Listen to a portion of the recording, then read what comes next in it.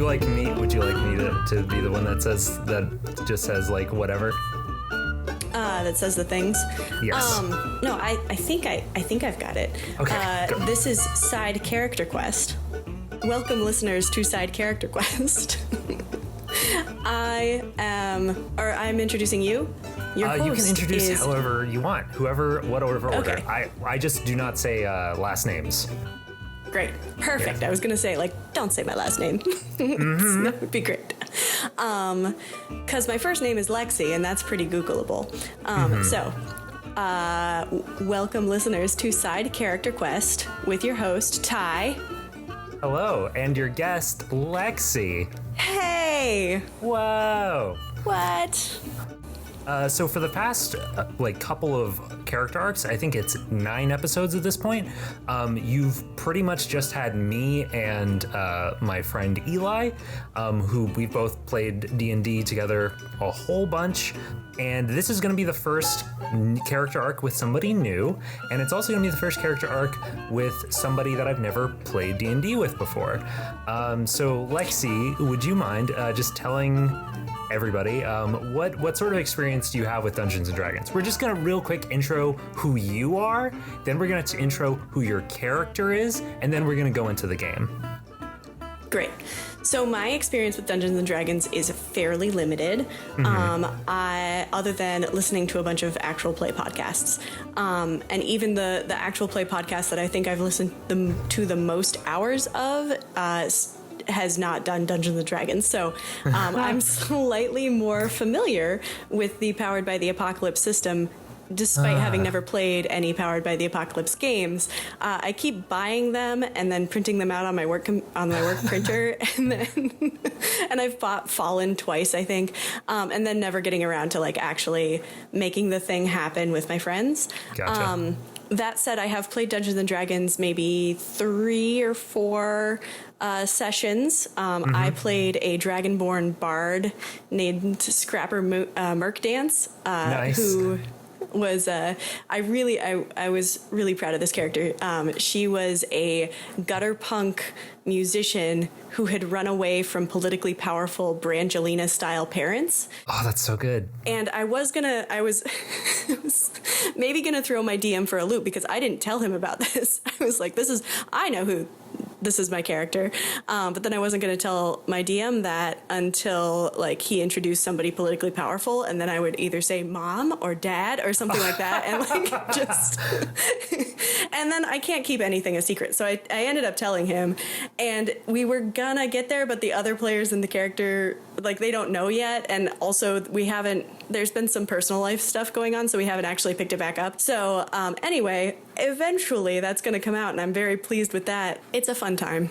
Was that 5th edition Dungeons and Dragons, which is what we're going to be playing? It was 5th edition. Okay. Yes.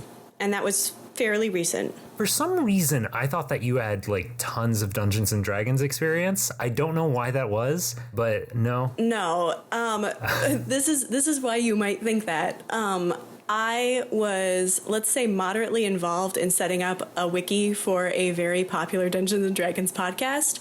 I won't say which one because that will out one of my online handles, but somebody who's really interested might be able to figure that one out. So you have some experience. With something. Sure. You know how podcasts work. You know how data wikis work. You've got some experience of what's going on. Yeah. So we know a little bit about Lexie now.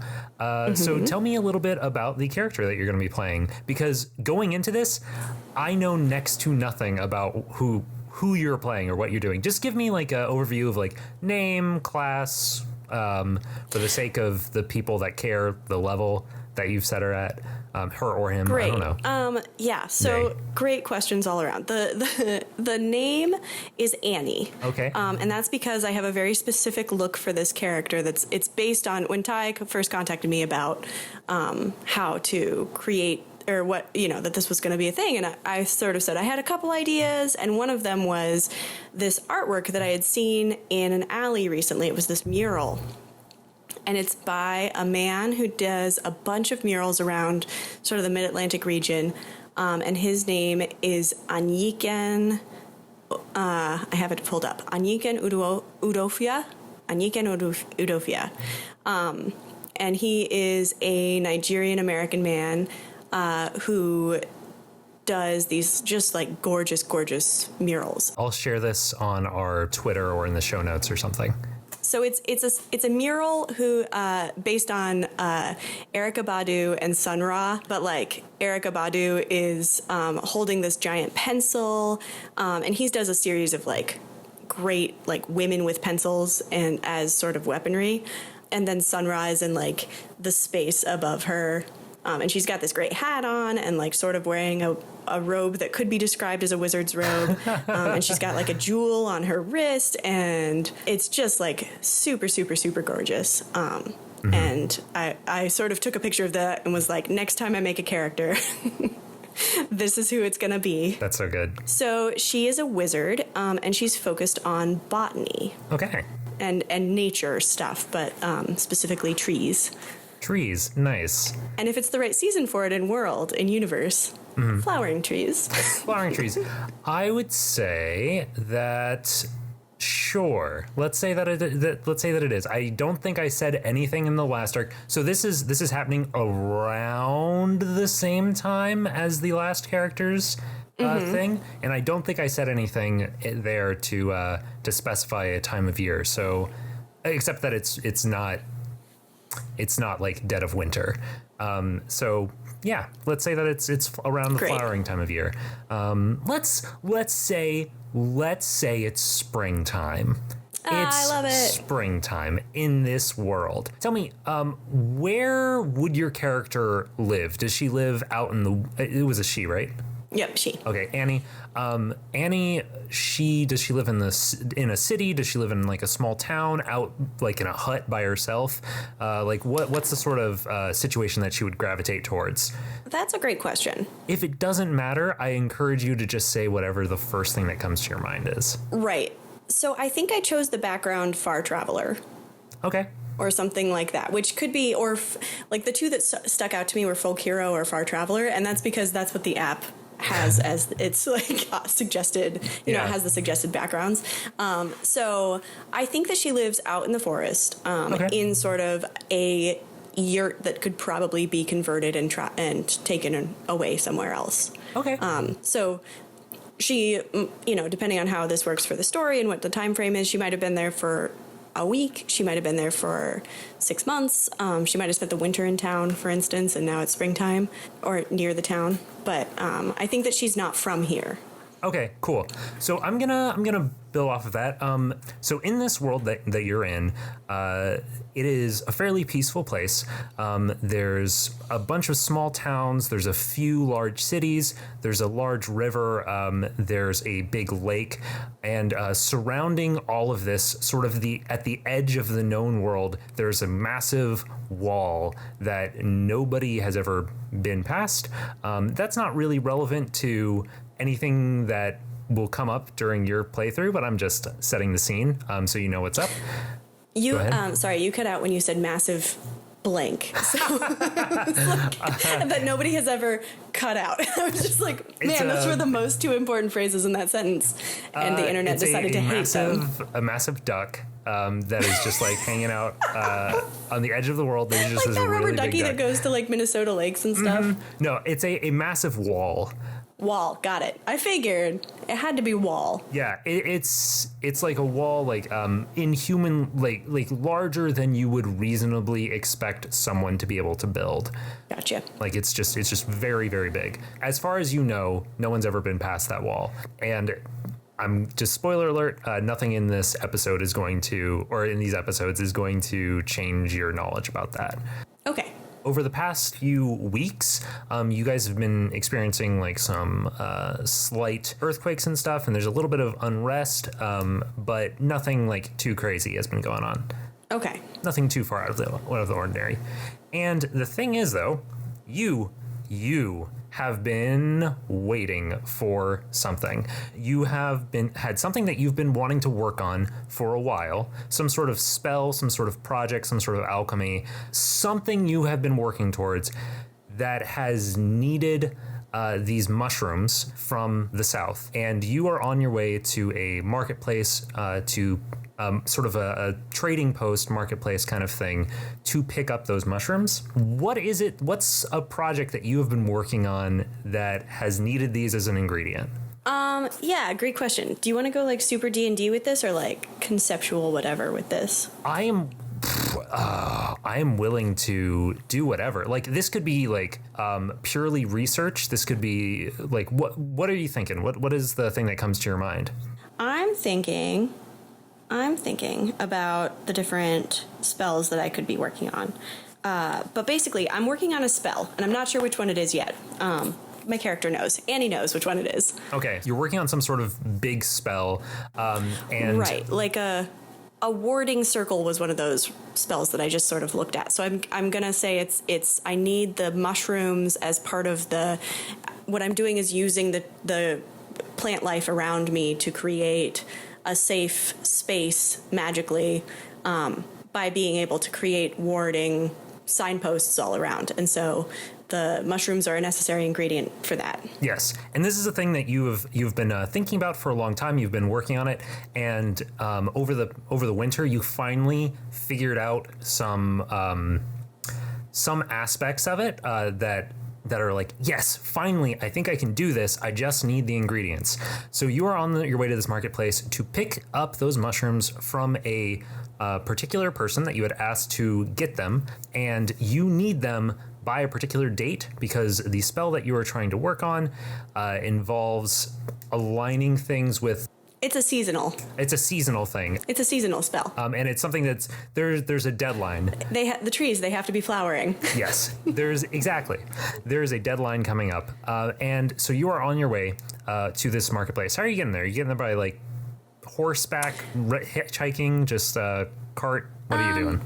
I'm walking if it's like a reasonable distance. Yeah. So you walk your way to this marketplace, and you've been walking for a few days now, and off in the distance, you see this on the side of this road. You see a bunch of carts, a few permanent buildings, and you are making your way over to this market. And let me tell you what you see as you walk up.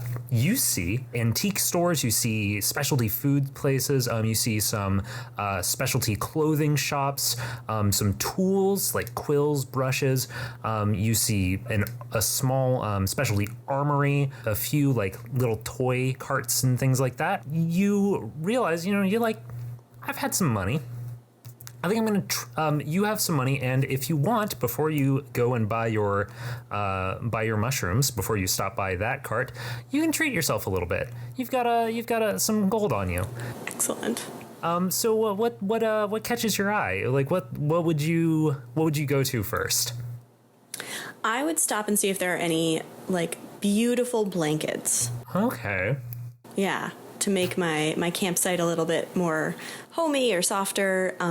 Just like colorful, geometric pattern shape blankets. One of those just super catches my eye, and I'm drawn to it, and I want to go and buy it.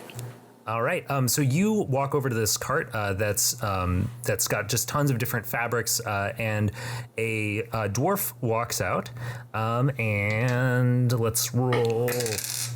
He says to you, well, hey, how you doing? I see this blanket catching your eye. Yes, indeed it is. All right.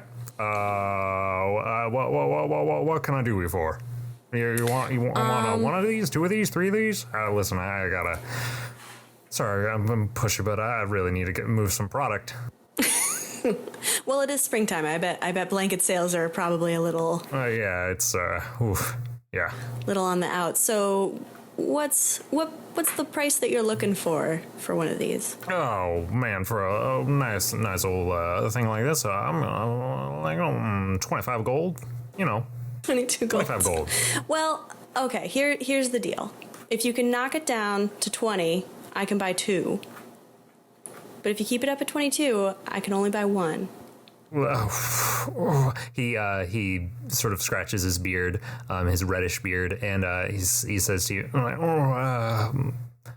all right. 22 gold. Listen, I gotta make a living. All right. I have no idea how much gold I have. Sidebar. You have plenty for that. In fact, you have enough for that and like one other thing in addition to the mushrooms. Okay, great. I'm giving you a little bit of thing to just like play with at the beginning. It's just giving you a feel for stuff. Playtime. Playtime? Mm-hmm. Okay, great. He wraps up these blankets for you, tosses them into a little bag, hands it over to you.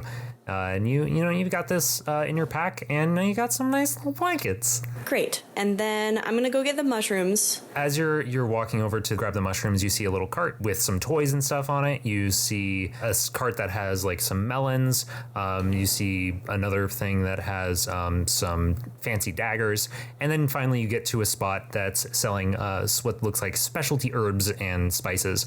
And you see a person. He looks over at you and he says, "Annie, how you doing?" Hey, Skeeter. Skeeter. Okay. Yeah, that's my name. Don't wear it out. You know my name, I know yours. That's how this goes, right? That's how this goes. Hey, he waves you over to his cart and he says to you, he's like, "Hey, Annie, I got some good news, I got some bad news for you." Bad news first, please. Bad news. My supplier fell through on those mushrooms. No. Don't got it. That is not good news. That's why you said the bad news first. Well, what's the good news? You have another supplier? The good news is I've got lots of other wonderful things here that I'm sure you will... Oh, you don't seem to like that. No. No. Listen, I need those mushrooms. Yeah, I totally understand. I get it. I feel where you're coming from, but those things they're hard to come by. They're hard to get, and when they don't show up, sorry, there's not much I can really do about that. Well, I get that, but you also said that you would have them, so. Listen, I understand what I said, and when I say something, I promise I will follow through, and you'll have a wonderful time. But here's the deal. I didn't, and I'm sorry. He's sort of like wringing his hands. You have met this guy a number of times. He knows that you come to him regularly for stuff that's pretty far away, that's hard for you to come by. And these mushrooms, are pretty tough to get around here. And so you were really it's not great that you're not getting them because you need them soon if you're going to use them at all. Okay. Well, Skeeter, let's talk solutions then. Okay. So do you have another supplier that you can talk to? Do you have another market that you're aware of where they will be having those? Can you get me transportation to that market? He is sort of wringing his hands and like he's looking, his eyes keep glancing to your like money bag and he's like, fuck, oh man. All right. Here's what I can do for you. These mushrooms, I know we usually go down towards South Bend when we want these things because, that's the easy place to get them. But if you're willing to go a little bit, there's another place near here that might have them. All right. He looks very nervous. Like he's like, I really want to keep this customer. I can draw you up a map for you if you want. But I gotta warn you, it's not exactly the safest place to go hang out. But I could do it for you if you like. How are you feeling? Well, I don't see a lot of other options here, Skeeter. He's like, all right, that I need to come up with a name for a place.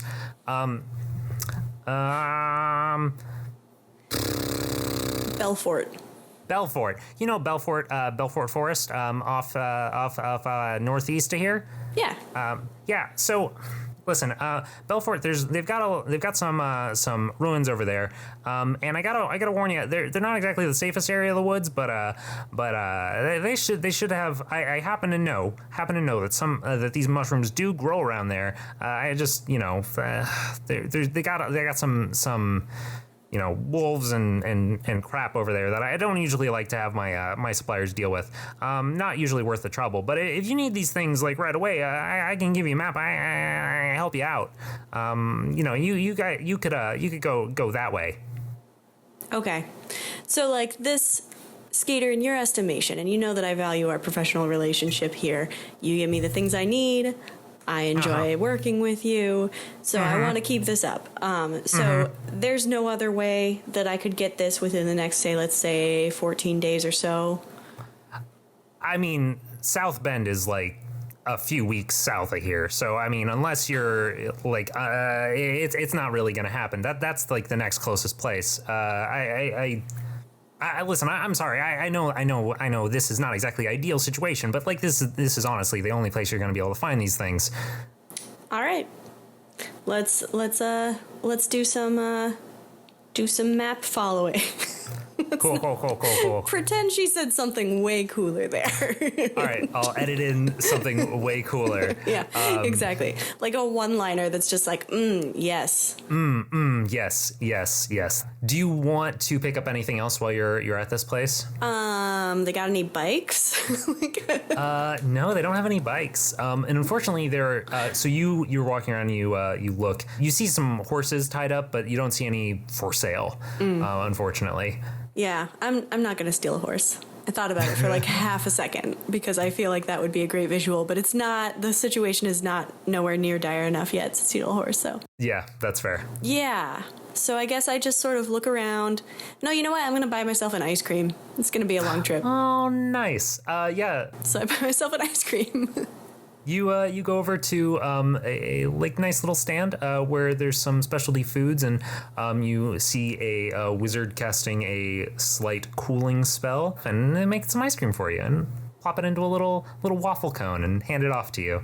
It's plum flavored and it's delicious. It's so good. I'm super excited about it. Yeah. It's so good. So I guess I just start out. I read the map. Do I need to roll anything to read the map, or? No, you have a pretty good idea of where this Belfort Forest is, and you're gonna start heading off in that direction. And we are going to take a quick break. Great.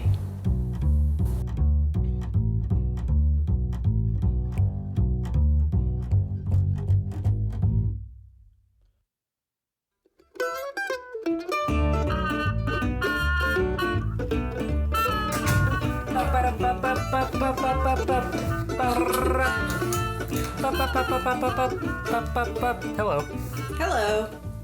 Hi. So, we return back to you. Ba-ba-da-ba-ba-ba. Da-da. You know, I feel like no matter who I have on, they're always going to do some sort of trademark music. I'm just detecting like a pattern here. You find yourself after a few days of travel towards Belfort. You are walking deep through this woods. There's lots of moss on the floor. It's pretty humid out, but it's cold, relatively cold for the springtime. Luckily, I just bought a couple blankets. That's true. Do you have like one of them like wrapped around you like a shawl? Hell yeah. Hell yeah. So you're making your way through this forest. You've been traveling for a little while. You're looking for some old ruins that were marked out on the map. They're supposed to be just past a small river. There's supposed to be a bridge, and you're heading that direction. And then once you get to that point, it's supposed to be like an hour or two walk away. You're going through the woods, and you break out into a small clearing, and you see a bridge crossing over a deep ravine. Ooh. At the bottom of which is a creek. And unfortunately, that bridge is busted. Damn it. It is broken real bad, and you need to get to the other side. What do you do? How are you going to treat this? Well, first, I think I'm going to roll an investigation check. I'm going to check it out first. Okay. What are you trying to figure out about this scene? I'm trying to figure out if, like, how busted the bridge is. Like, could I use the bridge or its component parts to help me figure this out? Like, I'm a wizard, but I don't want to be like, I just levitate across. Like, I could do that, I suppose, but yeah, sort of trying to figure out how best to figure this bridge out. Okay. So just so you know, Lexie, know, I'm presenting this as sort of a easy opportunity to like sort of show what your character is capable of, and like how they treat situations. Gotcha. There's not a set solution to this. Great. So you come to this this bridge and you're like looking over the edge and you see it's deep and it's maybe 40 feet across and it is a suspension bridge. It looks like the ropes on the far side just sort of broke apart with age, and now all the little planks and stuff are hanging down, mostly on your side of the ravine. Some of them are like actually touching the water that's at the bottom of this ravine. The water and these like sharp rocks that are pointing out of the water. Cool. Well, I have a cantrip called Mending.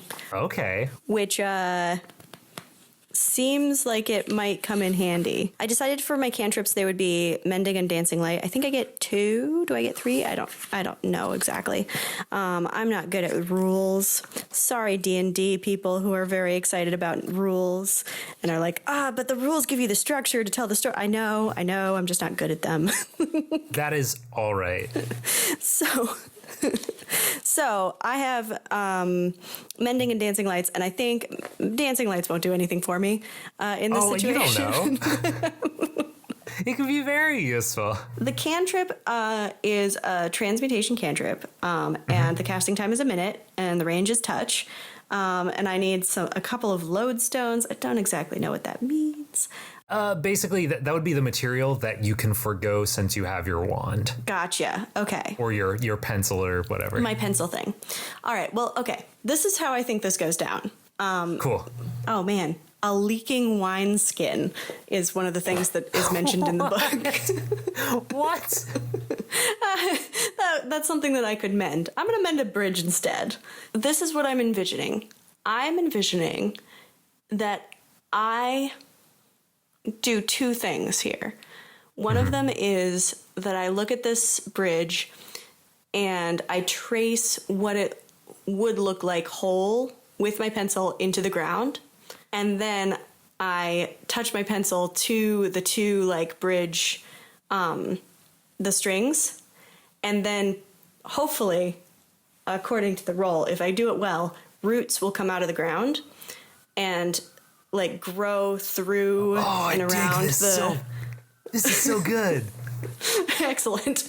And grow through and around the bridge and like prop it up until it gets to the other side. And because most of the stuff is on my side, it'll mostly be like limited roots in the bridge itself until it reaches the other side, and then it'll be all roots. Oh, that's so good. And then they'll fasten themselves to the other side of the ravine. Okay, that is like, you started describing how I thought you were going to have it work, and then you took it, like you incorporated the botany stuff in a way that I really dig. Awesome. Yeah, no, I kind of was like, I was missing something in this character, and also, this is just like side note nerd stuff. I have decided that like, I hate this time of winter. I hate it so much. I get the SADS and it's very bad. And so my way of combating that this year is to give myself a personal project, which is to just research trees generally, and then also specifically in this city, and specifically, even more specifically, how they relate to Japanese diplomacy, like Japanese American diplomacy, because like cherry trees and I went to the Arboretum, and they had all these like tiny the bone-sigh trees. Yeah. Oh, I love that place. It's so great. It's so good. They have a bonsai museum, and they have this video in the bonsai museum that I saw, and I was just like, I was enraptured by this video. It's in Japanese. It's like filmed in the 1970s. It looks like a Sesame Street short. Like if you think of those like classic childhood Sesame Street shorts, like it looks like that, but it's 20 minutes long. And my favorite line from the entire movie, this entire video, is this Japanese, so it's in subtitles, right? It's in Japanese first. And it says, like proud parents preparing their daughter for a marriage abroad, the Japanese gardeners prepare the bonsai for their trip to the U.S. And I was just like, I need to learn everything I can about these trees. That's amazing. I know. So, like, I was missing something with this character. I was like, I have this great image. I know she's a wizard. I know that she's going to be, like, kind of a cool, interesting like thoughtful badass in a way that my other character's just like a punk and hates capitalism and fantasy money. You mean gold? Yeah. Yeah, exactly. Down with fantasy capitalism, down with government. They're all a bunch of liars is my other character's role. And like, it's great because the DM was like, I was going to give you rewards for this, but I guess, and I was like, I'm just going to dumpster dive for all my things. Anyway.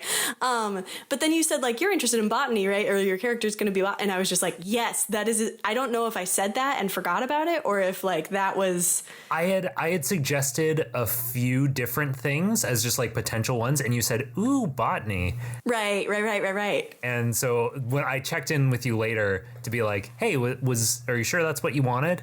And then I was just like, yes, because I have also been reading a bunch about trees. It's great. Oh, that's so good. I have 2 books on my coffee table right now, Urban Forests and The Cabaret of Plants. So those both sound so good. I really like Urban Forests. I know, right? Anyway, this is my favorite way. I just knocked my computer. So either way, you're screwed with this audio. Oh yeah, it was really scrapey and bad. Well, the phone won't pick that up. I don't know. You'll have to like piece it together. Mm-hmm. I'll just have to like switch between the phone and the computer. It's like a horrifying quilt. I'll overlay them, but like slightly off time so that you're just like hearing a constant echo with occasional just like scrapes and drops and stuff. Perfect. It's gonna be listeners, real rough. You're welcome.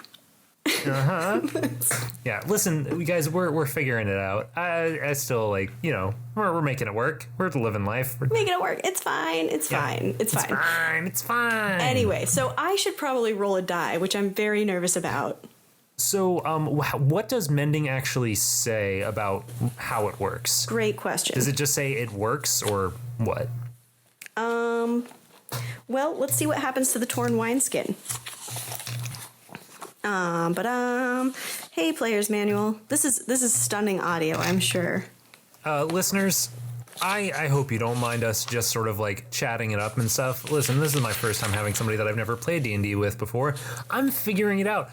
She's figuring it out. We're all figuring it out. And, we're all just figuring it out. You know what? It's 2018. We're all just figuring it out. We are trying to be better every day. Take a deep breath. We can't get better unless we were bad. Consider some bone-sigh. And there's a great picture in the book about the bone-sigh because I've been pronouncing it bone-sigh now because that's apparently how you pronounce it. And then also there's this very harried looking American man standing next to a whiteboard that just says bone, BONE -sigh, SIGH.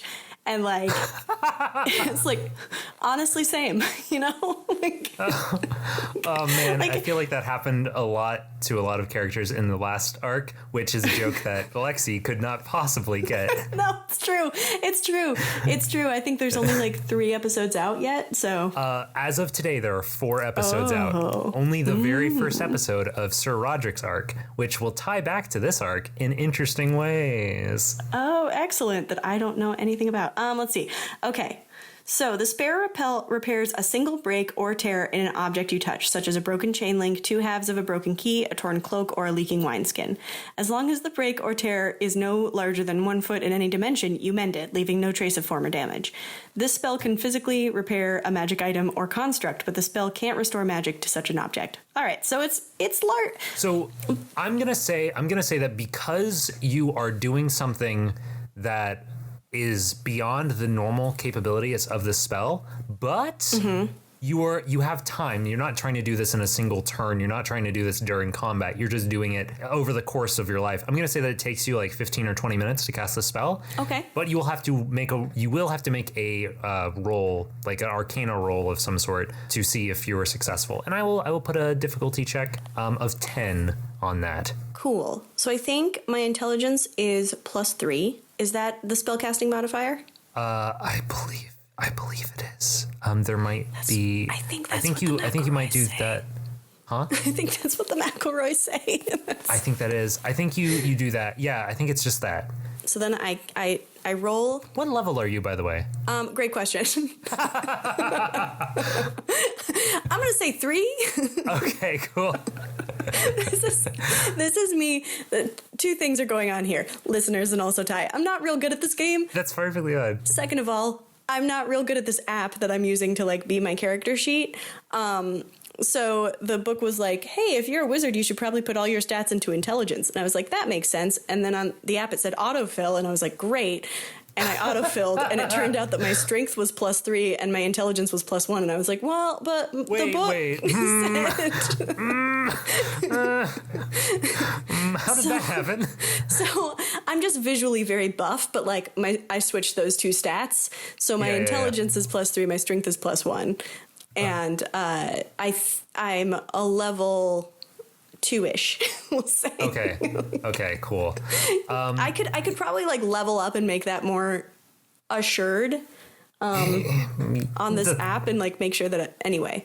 Yeah, I think you're fine. I would like to get to the point where I could play this with somebody that has literally never... I could host the show with somebody that has literally never played Dungeons and Dragons before at all.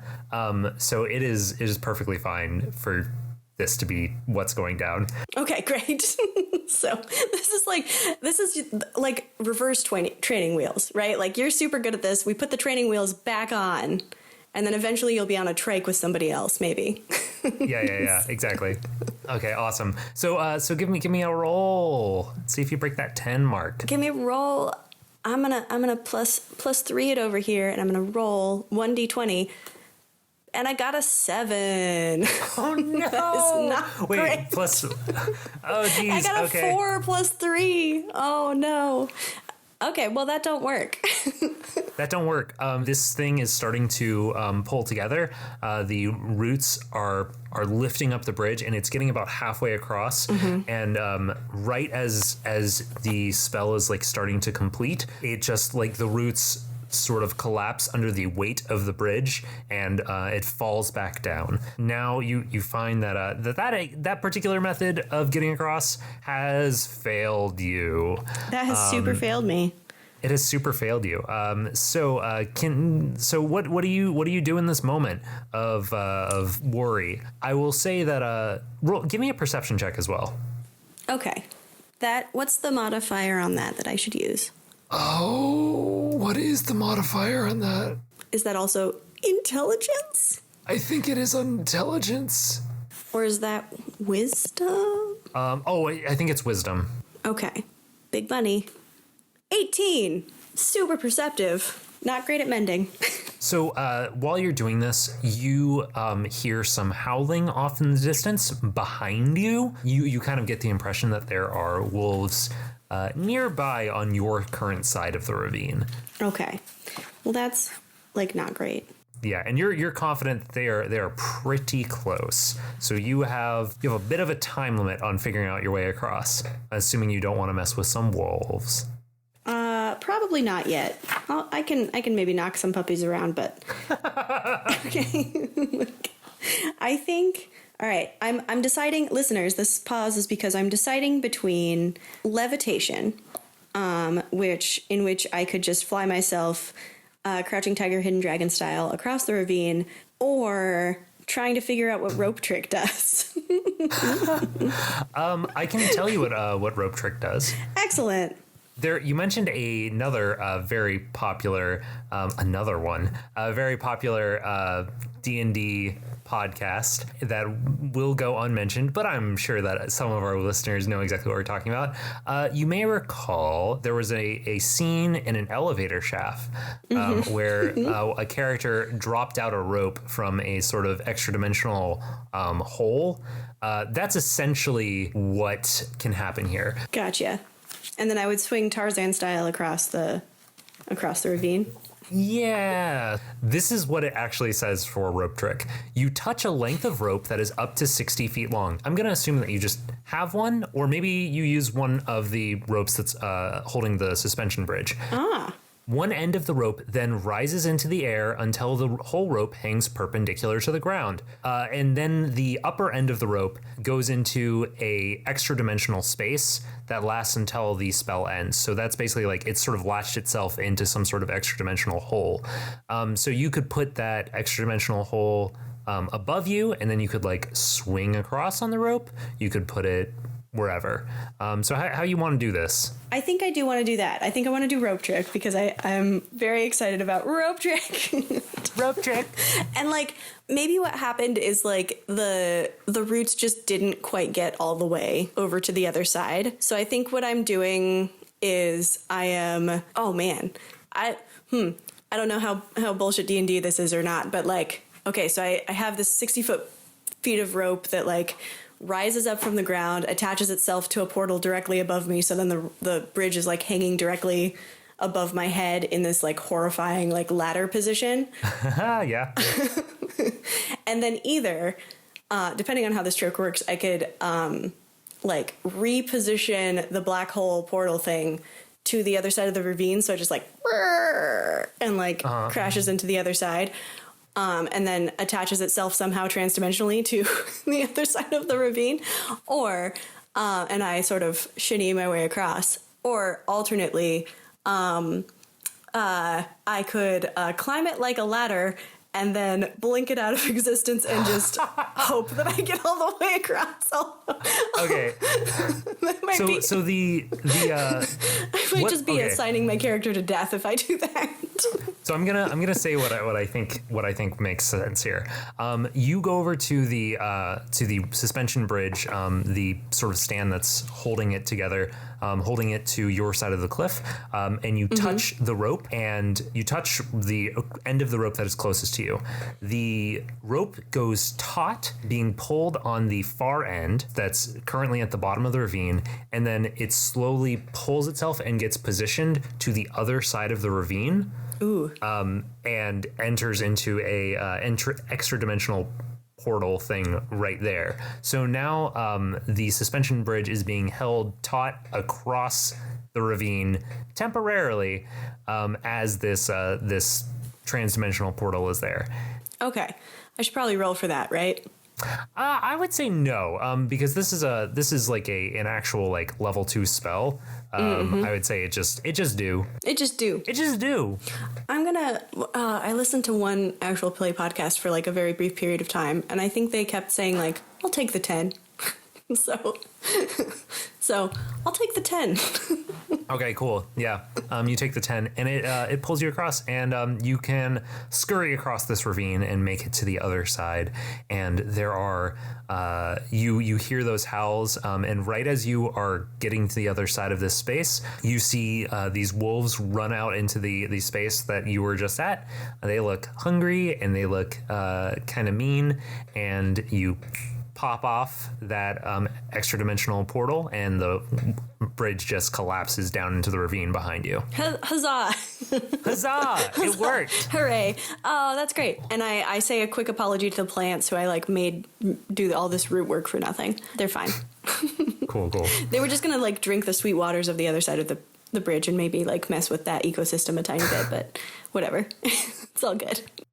So at this point, you are heading towards these ruins, or making your way through these woods. You walk for another like hour or so. Finally, you start coming across falling apart wooden structures, and then you see what looks like to be some sort of old brickwork that's just covered in trees, covered in vines. There is a entrance covered in shadow, but at this point, I think that we are going to stop for today. Okay. Right as you are coming across this extremely spooky doorway. Yes, this extremely spooky doorway and these ruins and whatever. This is the part where we sign off, and once again, I let the guest do whatever sort of sign off they would like. So, how do you want to sign off for us, Lexie? Oh man. Okay. Now, I should have a catchphrase. See, I had a really hard time coming up with the catchphrase, which is why I said that the guest is just gonna have to do it. Oh, great. Okay. All right. I could do. This is Lexie signing off. And this is Ty signing off as well. Excellent.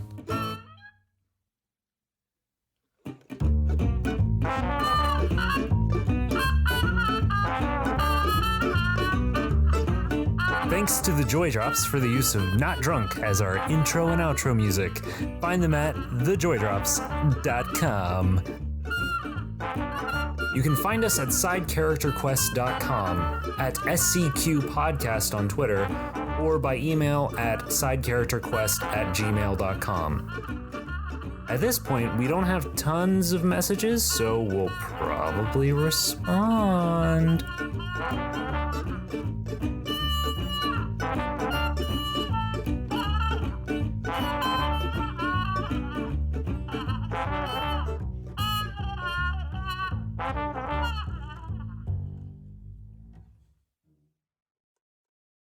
There'll be like a little music playing and then bloopers.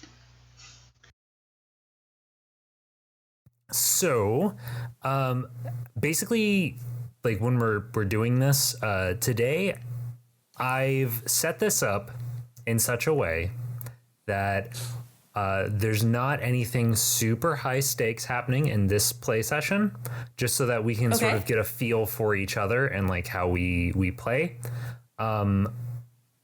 My plan is to make your whole like character arc fairly short, but we can, if you're having a great time and you're like, can we do a few more episodes? That's fine. But my plan is to do like just a little bit more than just like 1 or 2 more episodes after this. Okay. Yeah. Sounds good. Excellent. Yeah. Yeah. We're right. like podcast professionals here. You're such professionals. Such pros. Yep. So I'm introing the show. Okay. We're introing the show. The show is, I'm pouring out a dice bag because I'm a true professional. Great. The show is called Side Character Quest. It's a D&D podcast. If It it is a weren't, D&D podcast. if we didn't have some plastic hitting some wood. I'm going to be completely honest. I considered miking the dice at one point, but I was like, it's too much work. Yeah. That's great because I'm definitely going to be using a random number generator. Sweet. I lack dice. That's how much of a professional I am. So, or you could just cut this out and I could tell you it. But you can tell me and I can cut this out. I Excellent. heavily edit this podcast, so like, don't worry about it. Okay. But I have 880 edits on the wiki, and I was like, What? trying to build it out, and I created like 40% of the pages, at least maybe 60% of the pages on that wiki. That's crazy. Yeah, no, I got like moderately into it, and then I was like, oh, this is hella time consuming. Oh my gosh. But yeah, it was fun. Man, okay. Wow. And I've got some whiskey, so like Oh, things you've are got good. some whiskey. I have some Hefeweizen, some beer over here. Can I tell you a thing? So long as, so in a metro station right now, there is an advertisement for, so like last year or like back in the day, it was really popular to use bourbon barrels for aging other whiskeys or like flavoring other whiskeys or not whiskeys, sorry, other drinks. Yeah. And now they're using hops barrels to age the whiskey in. Like there's this What? weird like Johnny Walker IPA version, and I was just like, what do you? No, That sounds Bad really idea. weird. It sounds horrible. Like, why Yeah. would you do that to a perfectly good whiskey? I have questions. I don't understand. I don't understand, but also at the same time, I would try it. Yeah, no, I would not. I'd I try would it not. once. I'd see what it was like. I would try most things. I'm allergic to beer, so I can't. Are you really? I'm gluten. I'm celiac, Oh, so I celiac. can't do the beer thing. So I that's was sad. like, would gluten get into those barrels? But the thing is, whiskey is my favorite liquor. Because it actually the distillation process, like gets all the gluten out. Yeah. But I didn't know this for a super long time, so I stayed away from all wheat-based liquors. So like when I was 23 and was like enjoying drinking for the first time, You were just having straight vodka. I found, well, I mean, like, no, but also like there were some moments in South America with some pisco that like just it's actually not that bad, but there was a cafe that used to give you you would order a piscola, which is pisco and Coca-Cola, and they would just fill a like 6-ounce glass with like 4 ounces of Pisco and then give you an open bottle of Coca-Cola, and you had to mix it yourself. But like the first thing that you had to do was drink basically straight Pisco. Oh man. Yeah. And then by the end, it's the weakest, and you're also the drunkest, so a second one sounds great. Oh, beautiful. Yep. Anyway. Like, 2 things pulling on from here for, like, Pendleton blankets, which are gorgeous and made of wool. And then also I just saw the Black Panther movie. Which, people listening, this is coming out like a week after that movie came out. So yes, this is actually a timely reference. Exactly. I saw it opening week. And Daniel Kaluuya's tribe has those like incredible blankets. So like some combination of like a Pendleton blanket with like one of those like just like super catches my eye.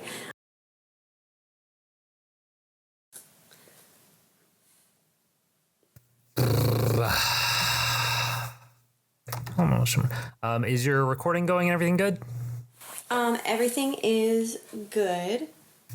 Okay. I'm doing research on what the spell is that I'm actually doing this for. Okay, cool. Also, that was a weird sound as I pulled my chair in, probably. Yeah. And you don't have to make this spell be exactly a D&D spell. Like, it can be like sort of a specialty version of that. You're doing. This is Glyph of Warding, and what it says that I need is V, S, and M, and I don't know what those are. I can tell you what those are if you'd like. Excellent. I need a D&D nerd in my life who can tell me these things. So V, S, and M means vocal, somatic, and material. Okay. Material's pretty obvious. Vocal's pretty obvious. So basically this means that this spell, you need to use your voice, you need to use materials, and you need to use somatic, which is hand motions. Oh, okay. So basically, if you wouldn't be able to use this spell without having all 3 of those things. So if I were tied up, if your hands were bound, or if you're gagged, or if you didn't have materials. So generally, gotcha. How the materials worked is they would have like a list of things that you would use. Oh yeah, no. In this case, mushrooms or whatever. I need incense and powdered diamonds worth at least 200 GP, which the spell consumes. So instead, what I need is a grove of trees that are flowering and some mushrooms. Yes. So you're trying to do a specialty version of this spell that uses like that and the mushrooms instead of using those diamonds and stuff. Yeah, exactly. And just so you know how I generally play this, play D&D, is that I don't know if this is an official rule or if this is a thing I made up, but as long as you have like a wand or some other sort of arcane focus, you can use that in place of the materials generally. So that's how I generally play things. So do you have like a brush or a pencil or something? Yeah, I definitely do. Yeah, nice. Like it's one of those like really cool like stick pencils. Oh, cool. Yeah. What did you say it was? Is it like a big staff, or is it like small, like just a big pencil, or? Yeah, so I don't know which I like better. The vision of her with like a Harry Potter style wand that's actually a pencil. Or the version of her that like has the giant staff that is a pencil that's like bright yellow and like super stands out in the world, but maybe the pencils don't look like everybody uses quills, right? Yeah. And so pencils, the bright yellow pencils with the pink eraser on the end is like this like strange erasable magical material that like nobody has. I think I might like that better, although it is a little bit of a sort of Idiot's Fantasy Trope 101 of like, wink, wink, it's like in our world, but it's special, you know, but I like it. How about we unless you have unless you decide that you have a strong preference later, we can just let the listener imagine whatever they'd like. Yeah, exactly. Perfect. But it's some sort of writing implement. I